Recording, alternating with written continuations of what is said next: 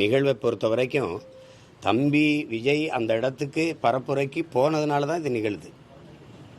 நான் போகலைன்னா அது நிகழாதுல்ல. நான் போனதுனால தான் நிகழுது. அப்போ காரணம் யார்?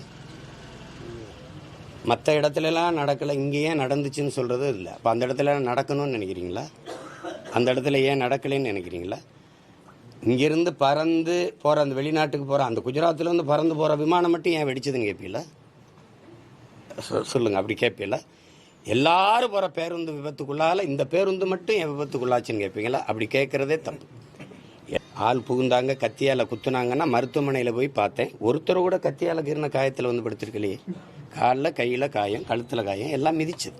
அவங்களே சொல்கிறாங்க, மயங்கிட்டோம், கீழே விழுந்தோன்னா மிதிச்சிட்டாங்க. சில பேர் நாங்கள் போகிறோன்னா இல்லை தலைவர் வந்துடுவார், நில்லுங்கன்னு எங்களை நிறுத்திட்டாங்க. அதில் நெரிசலில் சிக்கிட்டோம், மயக்கம் வந்துடுச்சு, இதான் சொல்கிறாங்க. ஏன்னா காலையிலேருந்து சாப்பிடல, நீர் அருந்தேன்.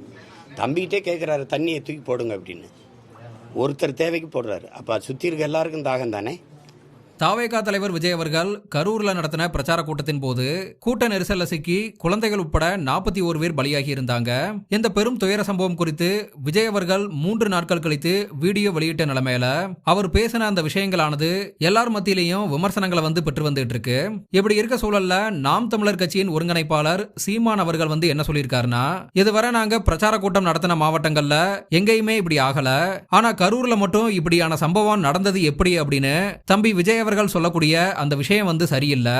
போக்குவரத்துல எங்கெங்கயோ விபத்து நடந்துட்டு இருக்கு, ஆனா மற்ற இடங்கள்ல நடக்கல, இந்த இடத்துல மட்டும் நடந்துருச்சு அப்படின்னு சொல்ல முடியுமா? விஜய் இப்படி பேசினது சரியில்லை அப்படின்னு சீமான் தன்னோட கருத்தை தெரிவிச்சிருக்காரு.